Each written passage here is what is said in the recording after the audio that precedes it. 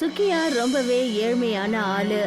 அவருடைய குடும்பத்துல அவருடைய 17 வயசு பையன் அபிமன்யு, அப்புறம் உடம்பு சரியாத மனைவி இருந்தாங்க. சுக்கியா தினமும் ஜமீன்தாரோட மாளிகையில வேலை பார்த்துட்டு இருந்தாரு. உன்னோட வைத்தியத்துக்கு நான் என்ன ஏற்பாடு பண்ணுவேன்?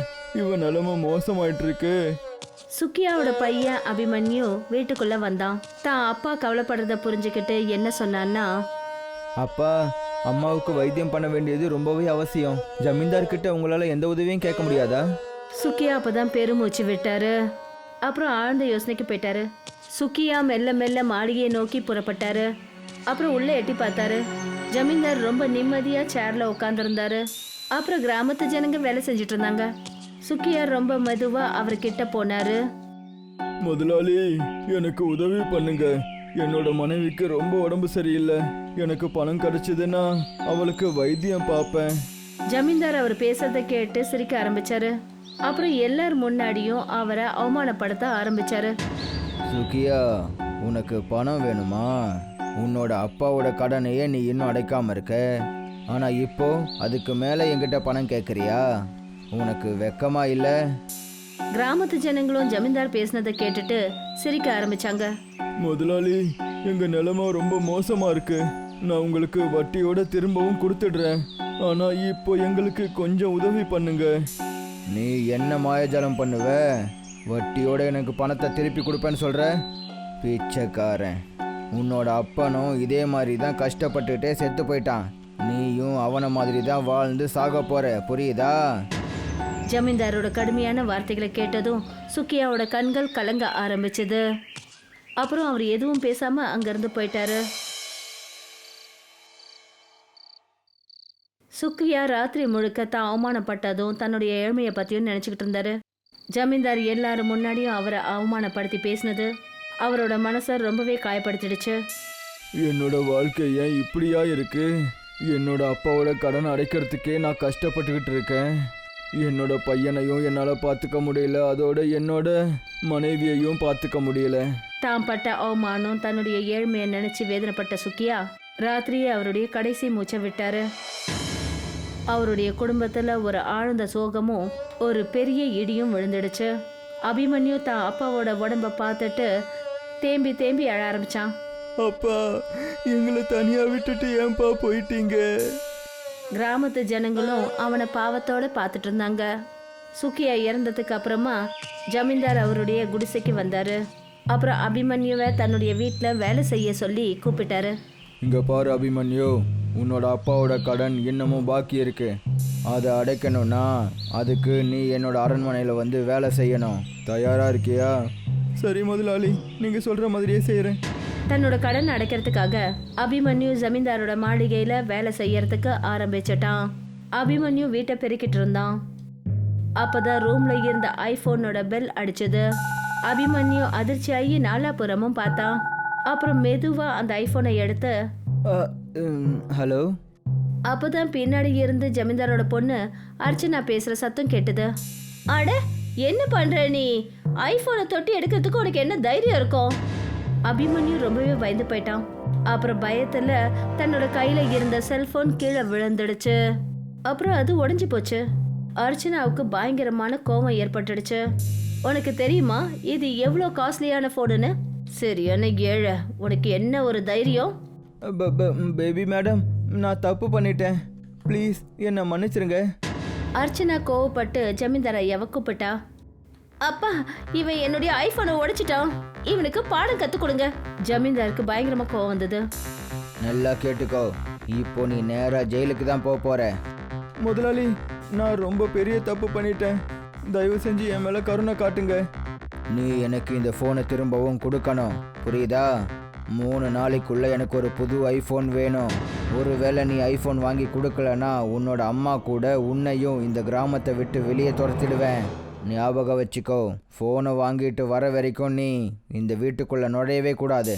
அவன் எதுவும் பேசாம அமைதியா மாளிகையை விட்டு வெளியே வந்தான். அபிமன்யு மெல்ல மெல்ல வீட்டுக்கு திரும்பி போனான். அவனுடைய கண்கள்ல கண்ணீர் இருந்தது. அவனுடைய முகம் ரொம்ப சோகமா இருந்தது. அவனால எவ்வளவு காசை கொடுத்து எப்படி செல்போன் வாங்க முடியும்னு தெரியல. ஆனா ஜமீன்தார் சொன்னதை அவன் செஞ்சுதான் ஆகணும். அப்பா போனதுக்கு அப்புறமா இப்ப இப்படி ஒரு பிரச்சனை. அம்மா கிட்ட இதை எப்படி சொல்லுவேன்? அபிமன்யு தனக்கு தானே பேசிக்கிட்டு தன்னை மறந்து அப்படி ஒரு பகுதிக்கு போயிட்டான். அந்த மலைப்பகுதிக்கு ஜனங்க போகிறதே கிடையாது. அபிமன்யு நாலாபுறமும் சுத்தி பார்த்துட்டு என்ன யோசிச்சானா, என்ன பண்றது, இவ்வளோ பணத்தை எப்படி சேர்க்கறது? திடீர்னு காத்துல ஒரு மர்மமான குரல் எதிரொலிச்சது. யாரோ அவனை கூப்பிடுற மாதிரி இருந்தது. யாரு யாரு இங்க? அபிமன்யுக்கு முன்னாடி ஒரு வயசான அம்மா வந்து நின்னாங்க. பக்கத்துல சில மாடுகள்லாம் கட்டப்பட்டிருந்தது. ஏன்பா கண்ணா, ஆளே இல்லாத இந்த மலைப்பகுதியில் நீ என்னப்பா பண்ணிட்டு இருக்க? உனக்கு என்ன பயமா இல்லவே இல்லையா? அம்மா, என் வாழ்க்கையில் இனிமேல் பயப்படுறதுக்கு எதுவுமே கிடையாது. எங்கள் அப்பா எங்களை விட்டு போனதுலேருந்து ஜமீன்தார் என்னையும் என் அம்மாவையும் எப்பவும் மிரட்டிட்டு தான் இருக்காரு. இப்போ அவர் என்ன ஐஃபோன் வாங்கிட்டு வர சொல்லியிருக்காரு. இல்லைன்னா என்னையும் என் அம்மாவையும் கிராமத்தை விட்டு வெளியே அனுப்பிடுவாராம். அப்போ இதுக்கு அர்த்தம் இவ்வளவு பிரச்சனைக்கும் காரணம் அந்த ஐஃபோன் தானா? இங்க பாரு, இந்த சாணத்துல ஒரு அதிசயமான சக்தி இருக்கு. இதை எடுத்துட்டு போ, அப்புறம் உன்னுடைய வீட்டுக்கு வெளியில வச்சுடு. விடிஞ்சதும் இதோட அற்புதத்தை நீயே பாப்ப. வயசான அம்மா சொல்றத கேட்டதும் அபிமன்யு ரொம்ப அதிர்ந்து போனான். நீங்க யாரு? நான் இந்த மலைய பாதுகாக்கிறவ. எனக்கு இயற்கையோட அற்புதமான சக்திகள் இருக்கு. அது மூலமா சாணம் போல பொருட்கள்ல மாயத்தை கொண்டு வர முடியும். இதப்படி இது உனக்கு பயன்படும். இத நல்ல காரியங்களுக்கு மட்டும் பயன்படுத்து. அபிமன்யு காஞ்ச சாண உருண்டையை எடுத்துக்கிட்டு தன்னோட வீட்டை நோக்கி போனான்.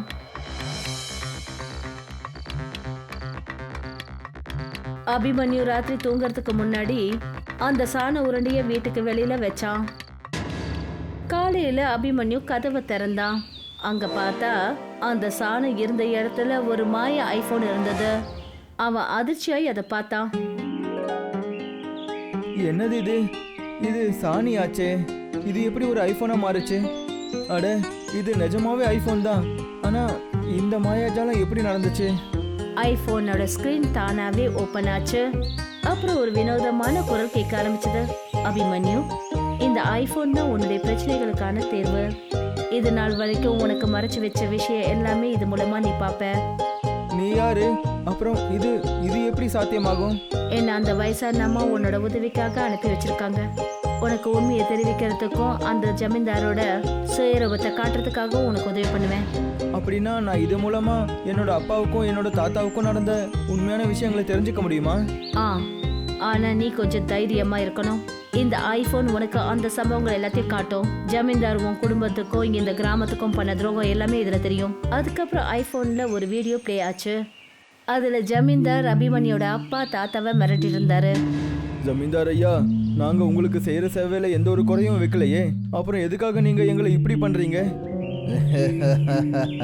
இந்த இடம் இனிமே எனக்கு தான் சொந்தம். அப்புறம் நீ இதில் வேலை செஞ்சாகணும். எப்பவும் கஷ்டப்பட்டு வேலை செய்யணும். உன்னோட அப்பன் தாத்தெல்லாம் எங்களுக்கு அடிமையாக இருந்தாங்க. இனிமே நீயும் அப்படி தான் இருக்கணும். இந்த இந்த ஜமீன்தார் என்னோட குடும்பத்துக்கு ஏன் இப்படிலாம் பண்ணாரு? அப்புறம் கிராமத்து மக்களையும் இப்படி தான் பண்ணியிருக்காரு. இப்போ ஜமீன்தாரை பற்றின உண்மை ஜனங்க வரைக்கும் கொண்டு போய் நீ தான் சேர்க்கணும். அப்போதான் அவங்கள எச்சரிக்கையாக முடியும். அபிமன்யு அந்த ஐஃபோனை எடுத்துக்கிட்டு கிராமத்து ஜனங்களை பார்க்க வந்தான். கிராமத்து மக்களே, நான் உங்கள் எல்லாருக்கும் ஒரு விஷயத்த காட்டணும்னு நினைக்கிறேன். இவ்வளோ நாள் அதை நம்மக்கிட்ட இருந்து மறைச்சி வச்சுருக்காங்க. இந்த ஜமீன்தார் இருக்காரு, அவர் நம்மளோட முன்னோர்களுக்கு பயங்கரமான கெடுதல் செஞ்சுருக்காரு. அவங்க எல்லாரையுமே அடிமையாக மாற்றியிருக்காரு. அவன் அந்த ஐஃபோன் மூலமாக வீடியோவை ப்ளே பண்ணான். அதில் ஜமீன்தார் கிராமத்து ஜனங்களோட உரிமையை பறிக்கிறது தெரிஞ்சது. என்ன இதெல்லாம்? நமக்கு பெரிய துரோகம் நடந்திருக்கு. நாம அவர்கிட்ட நம்ம உழைப்புக்கான உரிமையை கேட்டோம். ஆனா அவரு நம்மளுடைய பயிர்களையும் நிலத்தையும் பறிச்சுக்கிட்டாரு. ஆமா, இப்போ நேரம் வந்துடுச்சு. நாம இந்த அநியாயத்தை எதிர்த்து போராடணும். இந்த மாய ஐஃபோன் நமக்கு எல்லா ஆதாரங்களையும் கொடுக்கும். அப்புறம் நாம இதை பயன்படுத்தி ஜமீன்தாரை பத்தின உண்மையை எல்லாரும் முன்னாடியும் கொண்டு வந்தே தீரணும். கிராமத்து ஜனங்க கோபத்துல ஜமீன்தாரோட வீட்டுக்கு போனாங்க. அதுக்கப்புறம் அபிமன்யு அந்த ஐபோன்ல எல்லா ஆதாரங்களையும் காட்டினான். நீங்க என்ன பண்ணிட்டு இருக்கீங்க? எனக்கு எதிராக இந்த ஐபோன்ல இருக்கிறது எல்லாமே போய் இதெல்லாம் ஒரு சதி. இதெல்லாம் ஒரு சதியும் கிடையாது. இது எல்லாமே உண்மை. உன்னோட பாவங்களை நாங்கள் எல்லாரும் எவ்வளவோ பொறுத்துக்கிட்டோம். இந்த ஐஃபோன் தான் நீ பண்ண எல்லா கொடுமைக்கும் இருக்கிற ஆதாரம். இப்போ நாங்கள் எல்லாரும் சேர்ந்து உனக்கு எதிராக போலீஸ் ஸ்டேஷனில் கம்ப்ளைண்ட் கொடுக்க போகிறோம். ஆமா, இதுக்கு மேலேயும் அநியாயங்களை சகிச்சுக்க முடியாது. எங்களுக்கு எங்க உரிமை வேணும். கிராமத்து ஜனங்க ஜமீன்தார போலீஸ் ஸ்டேஷனுக்கு கூட்டிட்டு போனாங்க. அபிமன்யு ஜமீன்தார் செஞ்ச எல்லா கொடுமைகளையும் போலீஸ்காரங்க கிட்ட காட்டினான். இன்ஸ்பெக்டர் ஜமீன்தார லாக்அப்ல போட்டு அடைச்சாரு. அபிமன்யு ஜமீன்தாரை பார்த்து என்ன சொன்னான்னா, நீ என் குடும்பத்தோட இந்த கிராமத்தில் இருக்கிறவங்களோட உரிமைகளை பறிச்சுக்கிட்ட. ஆனால் இந்த மாய ஐஃபோன் எங்களுக்கு உண்மையை காட்டிடுச்சு. இப்போ இந்த கிராமத்து ஜனங்க எல்லாரும் விடுதலை ஆயிட்டாங்க. இந்த மாய ஐபோன் உண்மையிலேயே நமக்கு ஒரு பெரிய வரமா கிடைச்சிருக்கு. ரொம்ப நன்றிப்பா அபிமன்யு. இல்லை, இதுதான் நம்ம நியாயத்தை நிலைநாட்ட இருக்கிற ஒரே ஒரு வழி. இனிமே நாம எப்பவும் ஒற்றுமையாக தான் இருக்கணும். அபிமன்யு அப்புறம் கிராமத்து ஜனங்க அந்த மாய சான ஐபோன் மூலமா ஜமீன்தாரோட அடிமைத்தனத்துல இருந்து நிரந்தரமா முக்தி அடைஞ்சாங்க.